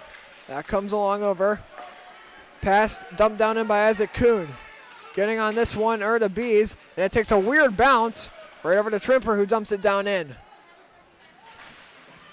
Battling for it down low. Trimper picks it up, doesn't have an option. He's just got to end up dumping this one off. Trimper picks it back up. Looking, finds Kuhn. One-timer, tie game! Isaac Kuhn! 7-7.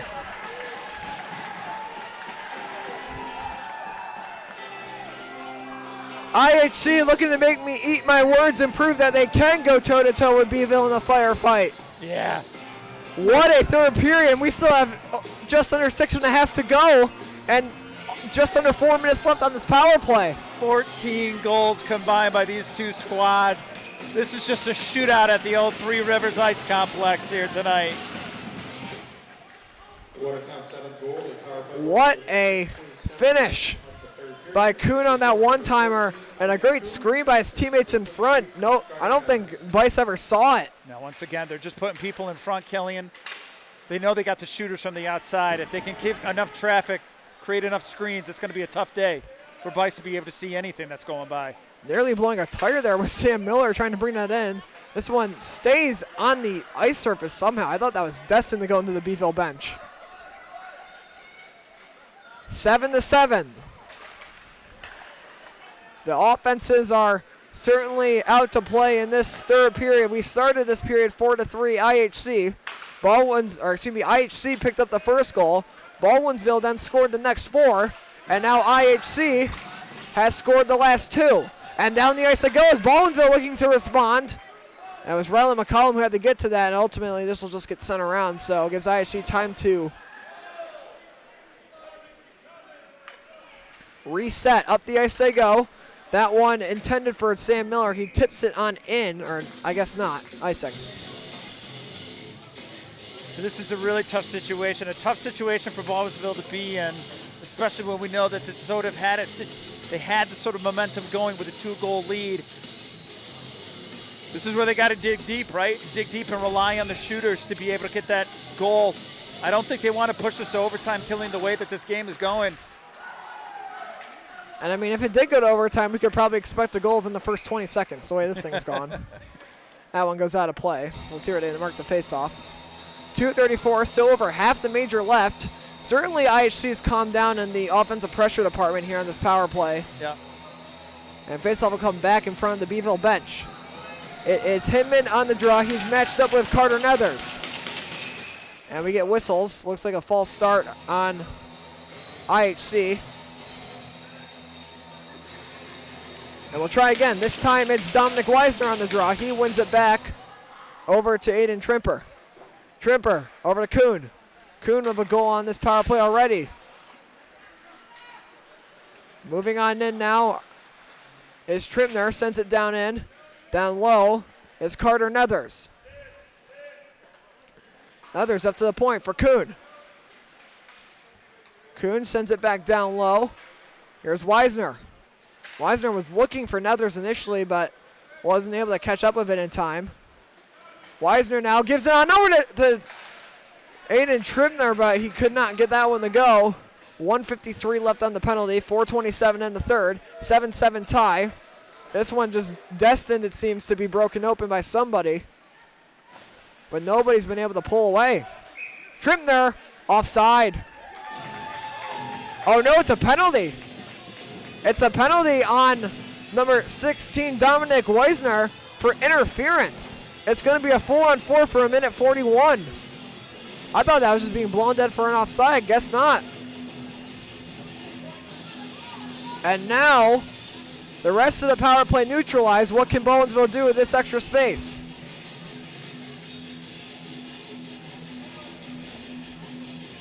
Well, this is a good break for the Baldwinsville Bees here to be able to take a little more time off of what was a really tough penalty. Battled around. Centering pass. Oh! Getting free there was McCollum, but they couldn't get to him. McCollum for the side puts it on that same aid. It was loose. IHC picks it up. Got to escape their own end. Dished over to Nathaniel Juarez. Now Juarez takes a hit on the wall. Continuing the battle for it. Juarez trying to get a stick on it. Couldn't do it. Grabbed a hold there of McGrain, and he was able to release before the officials gave him the penalty. Up to the point. Shot there comes on in. Save made and held by Warren Young. Goaltending not been perfect on either side, but this game could easily be much different and much higher in scoring if they weren't able to make some key stops tonight. And that's crazier to say, but that's just the amount of scoring chances we've had. Moving on in. Shot there is knocked over the net. Along the wall, Dorito tried to get to that one, was knocked down. Fired back around. Onto this one is Crowley. Crowley making a move. He cuts in. Crowley ended up giving it off to Dorito. Dorito walks into a check in the wall where Crowley picks it up. Crowley dangling, looking wraparound. Oh, they couldn't find anyone there. Up to the point, it's him, and already 3 goals on the night. His shot is stopped. Goalie's stick has been moved out. He has no stick right now. Now it's sent on over for Hinman. He couldn't get the shot off. Hinman tries to dump this one back down in. 20 seconds remaining and the major on Baldwinsville. They'll have a 19-second power play afterwards. Battling for this, and here comes Aiden Trimner. He took a check there, and the other way comes Rocco Weaver. Weaver making his way forward. He takes a stick, and he makes a move Tried to cut to the outside. Puck was just not agreeing with him. That gets sent back in. And now McGrain trying to step in. He gets faked out. Good move by Isaac Kuhn back in his own end, who fires it up off the boards down the ice. Back to full even strength now, 3 seconds remaining. Wow, a lot happened in that 5 minutes. And here we go. 2:13 left. Just over 120 seconds separates us and overtime. Who will be the hero? Not trying to move it forward now is Toland. He takes a check on the wall. Toland gets a hit, and now it's going to have to come out of the zone because they were offsides. Here comes IHC making their way up. Fresh off the bench there was number 19, Maverick Lloyd. Lloyd had some big plays today. Sent back around where Crowley whacks it up. Sent back down low. Now here comes Baldwinsville stepping forward. Couldn't get that to work. Good move there from Dominic Weisner, able to get by McGrain. Crowley back in his own end, looking to get it out. Backhands it up the wall. There for Hinman, who took a check. This is forced up and out of the zone. Beesville moving on forward. Here's Hinman. Oh, he was able to get around that hit. Gets around another one, and now driving on in. Hinman gets grabbed onto, and it looks like he ended up just blowing a tire there and going down. Ice Monster continuing to clean. Big dump zone right in front of the net was Hinman. He gets a little pat on the back from the IHC defender there. Maybe a little thanks for not making us go down by a goal with under a minute left. 47 seconds left now. Moving on up the ice is McCollum with speed. Waylon McCollum couldn't get that to go. He will turn around. 38 seconds. That brings us from overtime. Penalty upcoming to IHC. And now it'll be for a cross check. Who are they going to bring? Looks like the guilty party already knows he's been sentenced. It's Killian McClendon, or not Killian McClendon, I read 24. It's actually number 14, Isaac Kuhn, who had the goal that tied this game up. Timeout now called by Baldwinsville. Yeah, this is important opportunity here. Important opportunity for the Baldwinsville to stop. Coach Lloyd knows that this is going to be an opportunity for these guys to be able to cash in. I think it's important that they stop to be able to come up with a play. You can see assistant coach there working with the Bees coming up and saying how we're going to attack this play with the 37 seconds remaining here in the play. What could we ask for, Kelly? Though, what a great opportunity here for both teams. Both teams really deserve this win of what we've seen. They've both been able to claw back, face adversity, get goals in. Just a treat for everybody here at Three Rivers tonight. So 2 minutes for cross-checking to Isaac Kuhn is the call. Hey, while we got a second, let's give a shout out. We got a brand new camera operator here joining us, Kyla Heffron. Sort of making this a family affair a little bit here. So big shout out to Kyla Heffron, who's been running the camera today here at Three Rivers. This is, by the way, her first night of being able to operate the camera. So she got a crash course in this before we went out to face the great net monster that we have here at Three Rivers to try to fight that thing off here to get us some great shots. And to the chatter earlier who said, please take that net down, don't worry, we've been trying. We've come up with multiple ways to try to paint it white and do other things to make it so it doesn't blend in so much. But really one of the only rinks that we see a black net that goes around the entire thing. But hey, it's part of Three Rivers. It's a part of the culture of this place. And we're just lucky to be able to broadcast these games. So exciting times here at aside from the net, it's a beautiful facility here that we can broadcast from. They have a great space for us. We thank them for all their hospitality. Both teams chipping away here at the boards. They know they want this win. It's a hungry win for both teams right now. What a game this has been. 30 seconds separating us and OT. That one's put up the side of the net. Played now by Dorito. Dorito looking around, and he couldn't get that one under control. McGrain behind the net. Sends it along up. Weaver shot the flex out of play. 16.4. Well, good movement by Baldwinsville. They were able to get the face-off. 16 seconds approximately left to go. And this one, certainly more than enough time Here's the draw. Face-off won by IHC to the side, but they couldn't get possession of it afterwards. Centering pass taken away. It's still loose out in front. Trying to battle for it. Couldn't get that, and it's held. Oh, man, 6.2 seconds left. The puck is held. What a save by Rowan Young. Baldwinsville, 37 shots on goal on the night, and they couldn't get it there. Now 6 seconds to go. McGrain on the draw for Baldwinsville. It's won by IHC. They will eat it in the corner. We go to overtime. And would you look at that, the game that could not find the team that wanted to run away with it. It'll take extra time to separate them. This game is going to OT.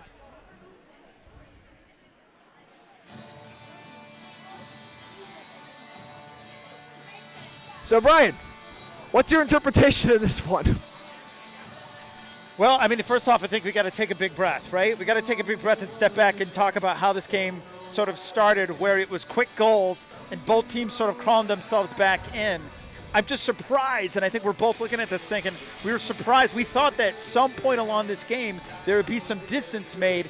And at one point, I think Baldwinsville had, a 2-goal lead, and that was probably the largest distance that we've had. Otherwise, it's been just switching one goal for one goal on that. So one of the things that's going to be really interesting to see here in this overtime is who plays aggressive versus who plays conservative, right? Does one team not want to lose this? Does one team want to walk away with a tie? What is going to be the sort of the effort by both coaches going in? I suspect, just based on what we're seeing here, that we're going to see a Baldwinsville team that is really going to be striking with their fast movement that they have. They've got fast skaters to try to be able to get as many of those shots on net, create some diversion, create some crowd in front of the net to try to cash in on a rebound. While we had this stoppage, a reminder of upcoming broadcasts for Baldwinsville. After the RFA game on the 22nd, they play Fairport on the 24th, and then they close out the regular season at home against the Syracuse Cougars. We thank the chatter for giving us a nice summary in the chat there.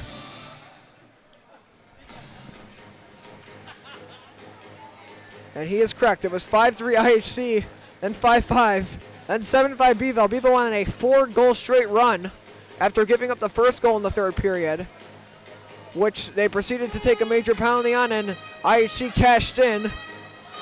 Well, one thing's for sure, we got some players that are going to be racking up their points here coming out of this game today. And here we go. Overtime at Three Rivers Athletic Complex, the second in the history of this channel, KSM Productions.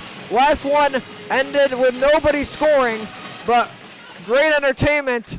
Baldwinsville has a power play for the next minute 20, trying to win it right here. This is chipped up out of the zone, and that'll kill off some clock. Both these teams not wanting to make that mistake. That'll cost them the game. That one's picked off. Here comes Trimper from the side. He's taken down. Officials deem it legal. We continue on. Knocked down along over. And you could now back in his own end is Keegan Crowley. He will let reinforcements come to him, and now he will start the rush up the ice. Looking over, he found Weaver. That's hit over to the side. Weaver moves forward, nearly takes a big hit, but ends up dishing it off to Hinman. Hinman already with 3 goals on the day. Turns around, dumps it down on in, intended for McGrain, but he could not get to it. It was whacked down there by Hawkinson. Centering pass, Weaver for the win. It was blocked on the way in, and now it's a 2-on-1 for IHC. They move on in. Trimper, centering pass for Weisner. He couldn't get it. Now Weisner. Oh, man. And Weisner turned it over. What a chance for IHC. Now the other way. Dorito shoots. Oh, that one nearly got by the goaltender. If that was on net, that would have been in the back of the net. And now Crowley. Save made by Young. Continuing to try to survive is IHC. The power play is over. Back to full strength. all the momentum in the hands of the Bees. That pass intercepted, and they can't get it down into the Baldwinsville zone. Hinman takes a check. Now battling for it, came to the front and that save made. We get some extra pushing and shoving, and both teams got to be careful they don't take a penalty here. That's the worst thing you could do. Roran Young's helmet actually came off there in that sequence, able to get it back on. 3:06 left to go in OT. Watertown, IHC. Well, it's a late substitution from IHC. They got tired legs that are going to be stuck on the ice. Yeah. Sort of what we talked about. We thought Baldwinsville was going to come out aggressive. That's what they're doing right now. And that first sort of part of this overtime is what we've seen. Looks like this is a timeout. Yeah. And Baldwinsville takes a timeout. They must give you a second timeout in overtime. I don't. Yeah. Well, we were talking about, so for this overtime, we mentioned about how we wanted to see if Baldwinsville is going to come out aggressive. And really, in this first part of this overtime, has really been dominated by Baldwinsville. Now, granted, they had the extra man on the ice. That was an important part, but good job by Watertown to be able to sort of kill that to make it now an even match here for the remainder of this overtime.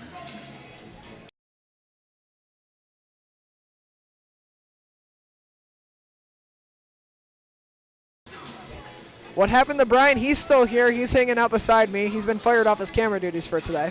That's right. Soaking back and enjoying good hockey when you see it.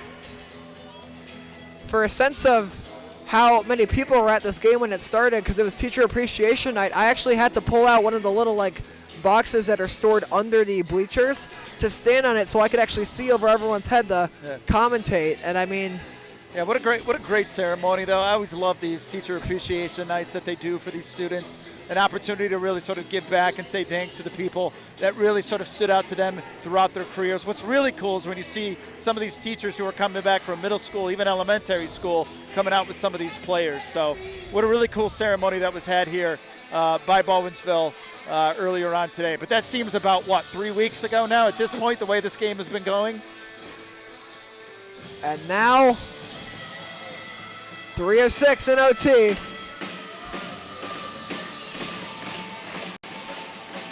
Baldwinsville, all the momentum. They were up by 2 in the third, took a major penalty, blew that lead, and that's how we got here. No lead's been safe in this game, but the next goal will be, because it'll end the game. This gets dumped down in. Crowley back in his own end. Has it chipped off his stick. Now behind the net is Maverick Lloyd. Lloyd looking for room. Cut to the middle. He put it off the blocker there of Bice. Lloyd dishes it on off to Carter Nethers. Centering pass. Comes up to the point now for IHC. Sent around. Tripper shot wide. Lloyd fires it. Deflected through the crease and wide. Trimper again cuts to the middle. And couldn't get that to go. Sent all the way down the ice. Icing against Beeville, and now an offensive zone faceoff for IHC. 2:22 to go. A late start time for this one tonight. A primetime game here on this Tuesday evening. And another late substitution there by IHC. So they're going to be forced to not have their intended set of players on the ice, at least temporarily. On the draw is going to be number 13, Cooper Esposito for IHC. It's won by Dorito. And now sent to the middle. Turned over. Oh, that got blocked. Now sent in front of the net. Wide open. Oh, and it did not go somehow. Might have taken a deflection up to the point. Sent back down low. Here's Esposito looking to battle for it. And he gives it away. Hinman's pass intended for Tolan did not go. IHC whacks it back the other direction. What a game this has been, and it's threatening to end in a draw. Bevo trying to defend home ice. Tolan gets down there, lands the check. Making his way up the ice now is Paxton Rose. Has it poked off his stick, and now McCollum to the middle. McCollum, save made and held by Rowan Young.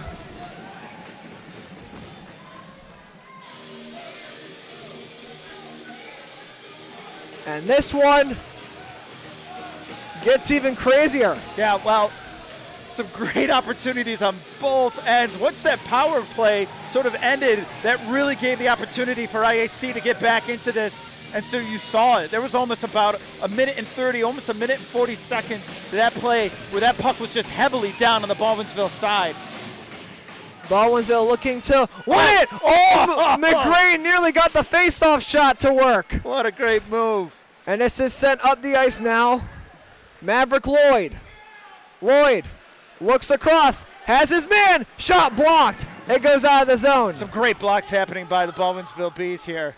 Tripper fires it up to Kuhn. Dumped in by Lloyd. Getting onto that one now is Carter Nethers for IHC. It's picked up by Rocco Weaver. And intercepted now. Tripper made a move. It was trying to get it back to him. And a few tries to get that puck in front of the net to Tripper. They just couldn't control it. Send back around down low. Under a minute left now. Stand up to the point. Shot comes in. Deflected in front. Sandman, it's loose. We get the whistle. Bice has it. Yeah, Baldwinsville, that sort of all started. Baldwinsville just had a hard time being able to clear the puck. They send it around the board, but it goes right back to IHC, who was waiting to shove that puck right back in. Lots of traffic in front of Bice, but he was able to smother that puck quick. Bice has bailed Baldwinsville out a couple times here in this OT. In a game where it seemed like you could score at will, now nobody can score. It's sent around up the boards by Crowley, and now here is Hinman. Sent forward. Dorito tried to look to the middle of the toll and could not get that one to connect. Dorito sends it in front of the net, got blocked. Up to the point. Crowley, shot, deflects out of play. 26.6 left to go. We get a face-off, probably inside the IHC zone. Beeville, a chance to win it.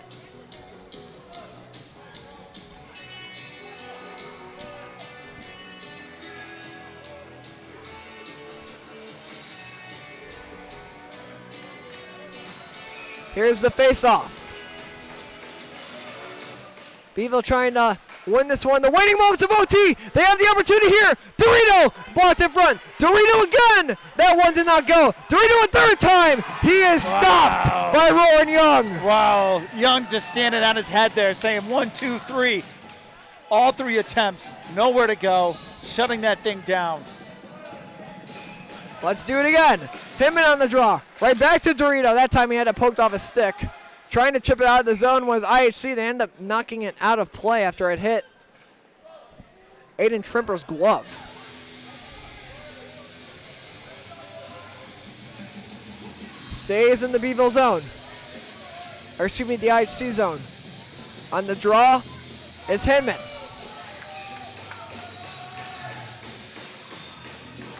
Hinman wins the draw up to the point. Sent along over. Crowley for the win. Blocked in front. Dorito! No! Rowan Young yet again. 4 seconds left in OT. This one seems like it's destined to end in a tie.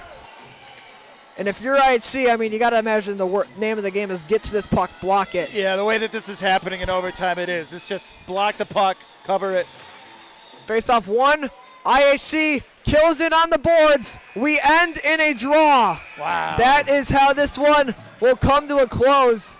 A disappointing finish to a electric game. Well, you got to look at it. First off, our big congratulations to Watertown IHC on the road, coming in and playing a tough Baldwinsville team to be able to do this. Keep in mind, this all started in the first period when they came out scoring early, quickly into this game and set the tone. They just didn't let off the gas. And I will say on both sides of the team, I think Coach Lloyd would say this, they're just happy to escape the Bees with a tie on this game, right? I mean, this could have easily been a loss at several points throughout this game. Kudos to them to be able to come back after being down by 2 goals. But both sides, just an excellent effort. And I think both are going to be happy to walk away with a tie out of this. And if you're Mark Lloyd, obviously you've seen something like this earlier on in the year where you had a game that was high scoring, ended up in a tie. What's going to be the message here following this one against the IHC team, which still residing near the bottom of the Section 3 Division 1? Well, I think Lloyd has got to look at this play and say, hey, we walked out. It could have been a loss. I think the things that they're going to have to look at and improve on is something that he mentioned about the second half of the season needing to improve on, and that is sort of working on more team play, right? He says sometimes this team kind of resorts back to sort of that youth hockey mode where you have individual sort of situations where individual play sort of overshadows the over-team sort of effort. And I think what he's going to keep on working on is that these guys do well when they work together, they have clean passes, and they're finding opportunities to score. So I think that's something, but I will tell you the way that Lloyd's able to sort of, and he has that perspective of having such a long tenure as a coach, he'll look at this and say, guys, what could have been was a loss on this situation, but we protect. We have not lost at home, and this is going to be important when it gets to seeding coming down here the stretch here in the next phase of Section 3 hockey here. The question, I guess, from you, Killian, is what does this, will this impact, do you think, a situation later on where they may not get a home sort of ice rink advantage if they have a situation where they're tying with maybe a top team like Rome or et cetera? Well, in that situation here for Baldwinsville, obviously Syracuse has been a pretty decent surprise at how good they've been this year. So there definitely is that question of who will end up with those top 2 seeds. Now, obviously, Syracuse, they played the same amount of games they played one more sectional game than Baldwinsville has. Bees are going to continue to here reside in the number 2 in Section 3 Division 1 following this matchup, but it's definitely going to be a thing where you look back and you just think of what could have been, because what if that point that they're unable to get tonight matters and costs them in the future? So we take a look at the remaining games here at home that KSN's going to be broadcasting. A big important big coming up next week on the 19th. You've got CNS home, and then you've got the big one on the 22nd with Rome Free Academy. I would say that out of the entire season, one could argue that this upcoming week, Killian, is probably one of the most important for this Bees club as they try to position themselves in good place heading into what could be a playoff run for this squad. Oh, absolutely. Cicero North Syracuse, you got them coming into the building next. And for CNS, coming off of a victory over Mohawk Valley last night, that was a back-and-forth game to the very end as well. And you're going to need the momentum from winning at home. A game against CNS. North Stars have not looked as good as they've been expected to be this year. They certainly have the talent to do so, and they've showcased that during some of their matchups this year. So this is a team that I would put out. I would just tell you with Watertown IHC, this is a team that I would watch very carefully. I think they have the ability to do some upsets for their remaining schedule. It's a fun team to watch, and I would just send out a warning to any team, and I think any team watching tonight to watch this is going to be on alert as this Watertown team tries to make some noise heading into the second half of their season. So what a great match. What an awesome opportunity here. Want to thank once again our camera operator, Kyla Heffron, for a great job on camera duties tonight in her first inaugural KSM broadcast. Thank you for all coming in and watching this important game here with the Baldwinsville and IHC tying here with a 7-7 game. With that, we will see you all next time here on KSM Productions. Next broadcast will be next week for Baldwinsville and CNS from Three Rivers Athletic Complex. I'm Killian Heffron, joined alongside by Brian Heffron, saying so long and see you all next time.